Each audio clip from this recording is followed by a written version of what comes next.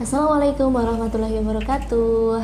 Halo sobat kuliah, selamat datang di kanal YouTube Siap Kuliah, tempatnya informasi seputar pendidikan tinggi dan dunia kampus.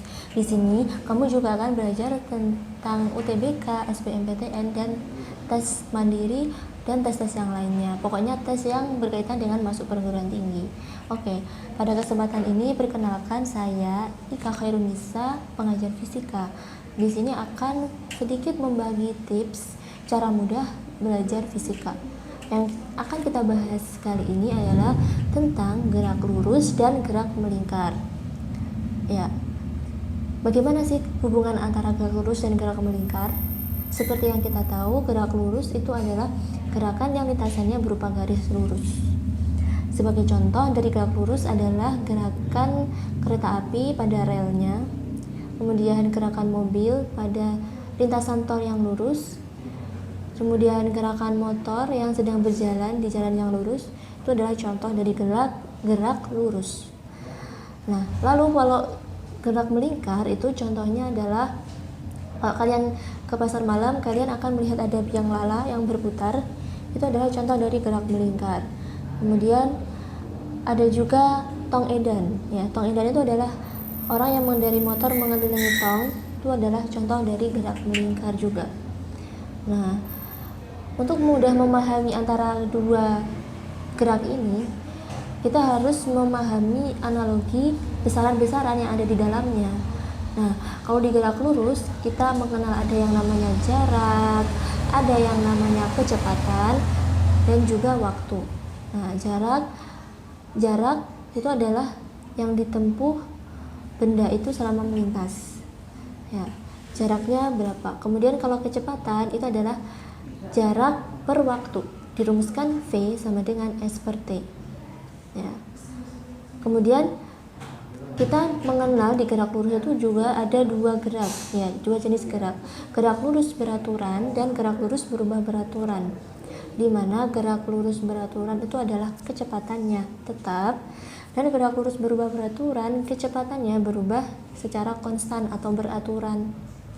Nah, untuk rumusnya sendiri di gerak lurus beraturan seperti yang saya sebutkan tadi, ada V sama dengan S per T.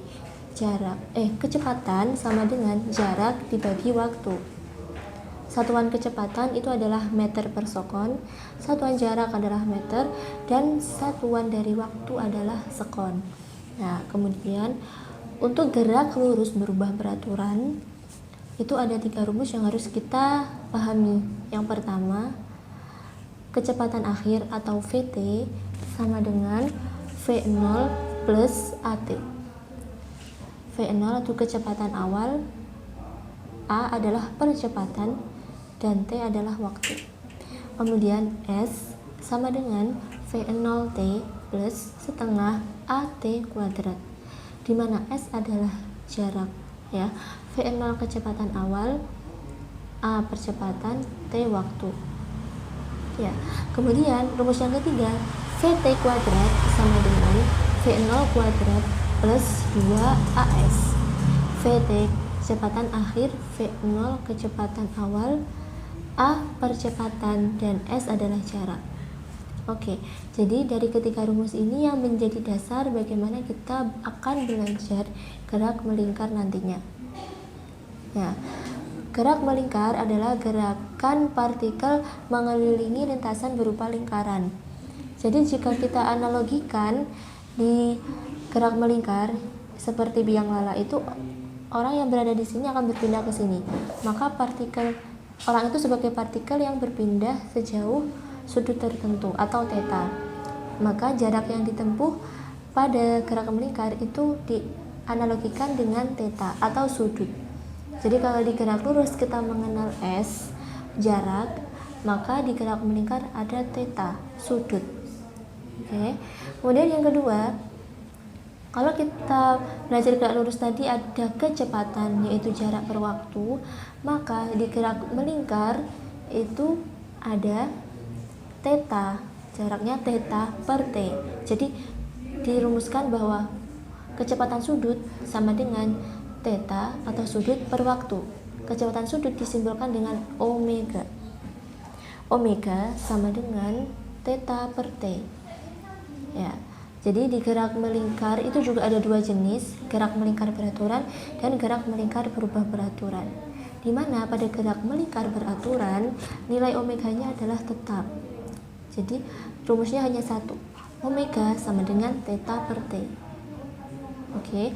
Kemudian yang kedua, untuk gerak melingkar beraturan sama kayak gerak lurus, berarti ada yang namanya percepatan atau perubahan kecepatan tiap waktu. Nah, pada gerak melingkar beraturan, percepatan ini dianalogikan dengan alfa, yaitu percepatan sudut, di mana perubahan omega atau perubahan kecepatan sudut tiap waktu. Oke, jadi kalau tadi kita mengenal pada gerak lurus ada 3 rumus yang harus kita hafal. Pada gerak lurus berubah beraturan ada 3 rumus yang harus kita hafal. Maka pada gerak melingkar berubah beraturan juga ada 3 rumus yang harus kita hafal. Nah, yang pertama, omega T sama dengan omega 0 plus AT. Ya.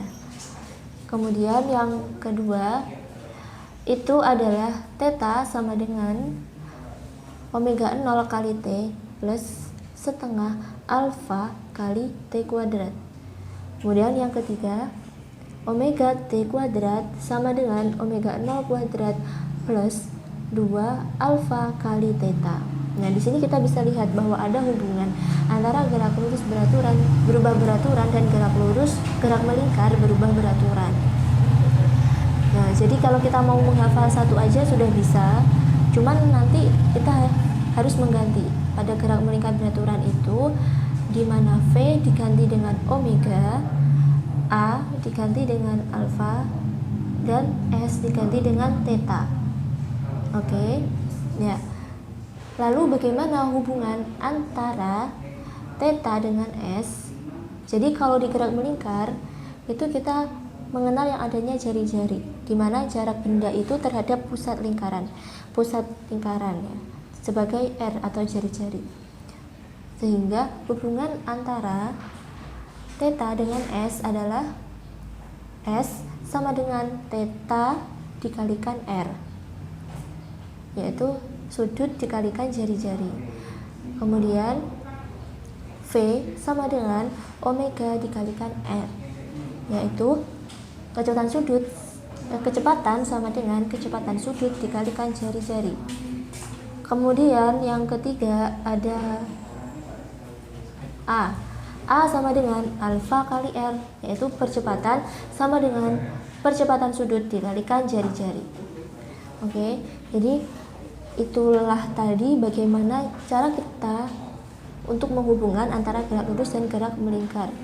Jadi dengan cara ini kita bisa cepat dalam menghafal rumus gerak lurus dan gerak melingkar. Ya. Selanjutnya saya ucapkan semangat untuk adik-adik. Semoga dengan sedikit ilmu ini kalian lebih semangat lagi untuk belajar fisika. Jadi fisika itu tidak sulit, fisika itu mudah dan menyenangkan. Oke, untuk selanjutnya kalian akan dapat video-video menarik lainnya pastinya di YouTube Siap Kuliah ini.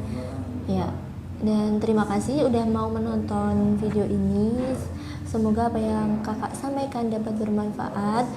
Dan sekali lagi sebelum meninggalkan video ini, jangan lupa kalian subscribe, follow, dan share video ini.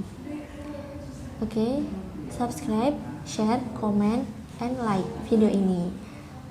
Sampai jumpa di lain waktu. Sukses selalu sobat kuliah. Saya ucapkan terima kasih. Wassalamualaikum warahmatullahi wabarakatuh.